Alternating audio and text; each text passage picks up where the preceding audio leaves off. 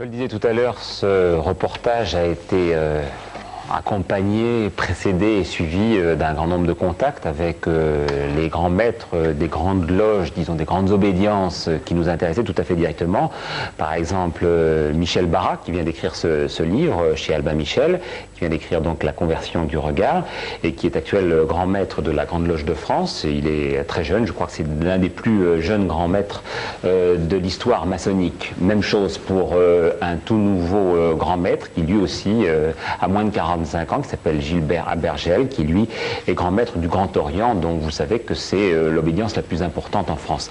Tous ces contacts se sont bien passés, on a eu de bons rapports avec les gens avec qui nous parlions. Malheureusement, dès qu'on leur demandait d'intervenir sur ce sujet, donc les rapports, et ça passionne beaucoup les journalistes, les rapports entre la franc-maçonnerie et la politique, la réponse était pratiquement toujours négative, d'où toutes ces chaises vides qu'on voit autour de vous, Charles Villeneuve. Alors Jean Popprenne, celle de Jean Popprenne qui avait accepté, je crois, jusqu'à à peu près midi. À midi, nous avons une conversation téléphonique avec lui, Gérard Carrérou et moi-même, mais il s'est incliné après avoir eu lui-même une conversation téléphonique avec le grand maître Gilbert Abergel. Il voulait donc venir, tout à fait, vous connaissez la personnalité quand même d'un ministre de la République et d'un député maire. Et la parole est je dois dire que j'ai été profondément étonné, ainsi que Gérard, de l'invitation refusée au dernier moment par Jean Popprenne. Mais je crois qu'il est assez grand pour s'expliquer lui-même, et c'est ce que nous avons souhaité. D'ailleurs, dans l'après-midi, j'ai joint son épouse, Nathalie Popprenne, et nous avons convenu d'une conversation téléphonique à l'issue de cette enquête, du reportage que vous venez de voir. Deuxième invité, Marc Blondet, le secrétaire général de Force ouvrière, qui lui s'est décommandé hier. Voilà, à partir de là, nous avons considéré que nous ne pouvions organiser un débat contradictoire. Nous avons donc décommandé un frère sans tablier, en quelque sorte un compagnon de route très favorable aux maçons, qui en a pas mal d'ailleurs dans son conseil municipal, c'est Robert-André Vivien, député RPR. Puis Yvan Blot, qui n'est pas du tout franc-maçon, mais qui représentait ce soir l'aspect contradictoire le plus violent, sans doute, contre la maçonnerie. Yvan Blot, qui est député européen du Front National, qui est venu spécialement de Bruxelles et que j'ai moi-même dû décommander tout à l'heure, alors que nous n'avions pu le joindre. Débarquant donc du TGV Bruxelles-Paris, je lui ai demandé de ne pas être présent sur ce plateau, puisque nous avions absents, donc M. Popprenne et M. Blondet. Alors on a essayé de joindre à nouveau téléphoniquement Jean Popprenne, mais apparemment le numéro ne répond plus. Oui, à ce que vient de dire Charles Villeneuve, je voudrais ajouter quand même quelque chose qui me surprend.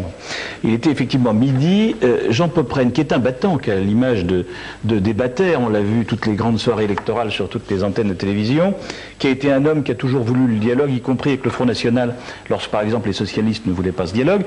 À midi, aujourd'hui, Jean Popprenne se réjouissait presque de pouvoir débattre du rôle politique de la franc-maçonnerie. Il disait, vous savez, on exagère, le rôle direct de la franc-maçonnerie aujourd'hui est moindre que ce qu'il était autrefois sous la Troisième République, mais je suis prêt à en débattre, y compris avec l'ancien président du Club de l'Horloge, M. Blot, qui bien sûr avait certainement sur le sujet une opinion différente. Et puis on se donne rendez-vous pour ce soir, sur le plateau ici, et puis brutalement, une demi-heure après, cet homme qui a pourtant l'habitude de prendre ses décisions d'une manière autonome, même dans l'intérieur de son parti, il a eu parfois des problèmes pour cette espèce de liberté de langage qu'il a, apparaît comme un homme sous influence qui, une demi-heure après, nous rappelle en disant « je suis très ennuyé, mais je ne peux pas venir ce soir ». Ce qui montre quand même qu'il y a au moins une influence de la hiérarchie maçonnique sur les grands francs-maçons de la politique. Alors on peut peut-être interroger un ancien grand maître, il l'a été par deux fois, grand maître de la Grande Loge de France qui est avec nous, Pierre Simon. Est-ce que vous donniez, du temps où vous étiez patron de votre obédience, est-ce que vous donniez des consignes de ce type ? Non, je suis très étonné de l'argumentation que vous apportez, parce que la définition du franc-maçon, c'est d'être un homme libre dans une loge libre. Maintenant, je peux comprendre qu'en raison d'événements récents et qu'un membre même récent aussi du gouvernement peut hésiter à venir, c'est que vous connaissez comme moi les problèmes qui agitent le monde politique et que le moindre argument peut être saisi pour qu'on puisse, comment dirais-je, accuser les avilir une attitude. Alors par conséquent, c'est une... Quel événement récent vous faites allusion ? Ce qu'on appelle les affaires. Ah, mais il était prêt à en parler. Oui, non, on lui a dit qu'on en parlerait, il était prêt à y répondre. La franc-maçonnerie n'a rien à voir si vous voulez, à l'intérieur des loges avec les affaires, et je comprends qu'il y ait devant ce risque de confusion qu'à la dernière seconde, il ait pu être dissuadé. Non, je vous assure qu'après avoir conversé aussi bien Gérard et moi-même avec Jean Poprenne, nous avions établi même comme principe de débat les affaires, et notamment dans le cadre de la sagesse avec Jean Poprenne. Donc il n'était en rien gêné par cette évocation. Je crois qu'il a même une argumentation très solide et très vindicative et offensive même sur ce plan-là. Et je le crois volontiers. Connaissant assez bien, si vous voulez, les mécanismes de ces affaires, je le crois volontiers. Je ne peux pas me substituer à son raisonnement. Il faut dire que la plupart des autres que nous avions contactés avaient également refusé avant. Il y avait M. Nucci et Charles, il y en avait d'autres également. C'est-à-dire qu'en fait, quand même, globalement, finalement, on découvre ce soir au dernier moment que tout le monde a refusé de venir et de parler. Il y a quand même un problème d'atmosphère actuellement, et je comprends aisément que mes frères aient pu se désister. Ce qui m'étonne un peu et ce qui me peine, c'est que ce soit au dernier moment. Je dois dire que moi-même, finalement, si je suis là, c'est parce que je ne suis point passé à mon domicile pour relever les messages sur mon répondeur. Parce que...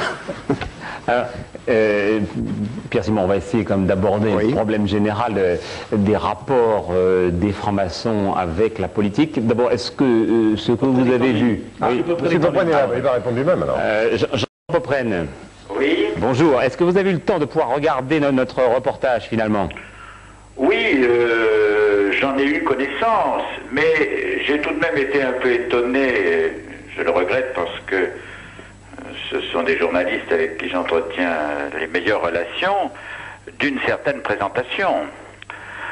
Naturellement que j'ai mon indépendance d'esprit et je crois que j'en ai souvent assez fait preuve, mais en même temps, en entrant en maçonnerie, j'ai contracté un certain nombre d'engagements, c'est-à-dire d'un minimum de respect, ce qu'on peut appeler les règles de l'ordre, de l'obédience, et par conséquent, ce serait inconvenant de ne pas les respecter. Et je me sens donc parfaitement en harmonie avec l'obédience à laquelle j'appartiens, et je suis heureux d'y appartenir, et en même temps parfaitement en harmonie avec ma conscience.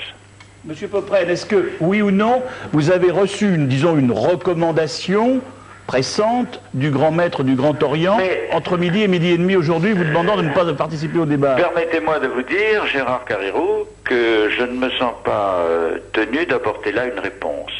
Il y a des convenances communes et je les respecte. Mais qu'est-ce qui fait que vous aviez accepté jusqu'à midi et que finalement vous avez refusé au dernier moment? Je vous répète, il y a les convenances communes. Pour le reste, je ne souhaite pas, si vous le voulez bien, me plier à ce qui apparaît un peu, monsieur Namias, comme un interrogatoire. J'ai pris mes responsabilités et je les assume, et devant l'ensemble des téléspectateurs. Et je suis un peu étonné qu'un débat qui est là pour éclairer, et vous avez donné d'ailleurs un reportage que je trouve tout à fait objectif, je l'ai ressenti comme reflétant ce qui est en effet la réalité qu'on a bien voulu montrer. Donc cela détruit, il me semble, la légende de je ne sais quel mystère épais, troublant, ténébreux que l'on voudrait entretenir autour de la maçonnerie. Donc je trouve très bien que vous ayez pu présenter ces images. Et effectivement, elle donne de la maçonnerie l'image d'un groupement d'hommes et de femmes aspirant avant tout à faire progresser les idées mêmes de la République, de la liberté, à développer l'esprit de tolérance, de réflexion commune, bref, tout ce qui m'a fait m'y porter, après d'ailleurs beaucoup d'hésitation, de réflexion, mais en fin de compte, dans un temps où l'obscurantisme et l'intégrisme souvent contre-attaquent, j'ai cru y trouver là cette aspiration à la liberté, et finalement à la lumière, à la philosophie des Lumières, où la franc-maçonnerie puisa beaucoup de sa force. Voilà. Merci. Et donc c'est bien que vous l'ayez fait ainsi, mais si vous le voulez, pour la convenance et pour, disons, la bonne tenue de cette émission, moi je ne souhaite pas aller au-delà. Eh bien, on ne va pas vous embarrasser davantage. Et merci. Vous le voyez, mais vous ne m'embarrassez pas et vous voyez que je ne me suis pas du tout dérobé.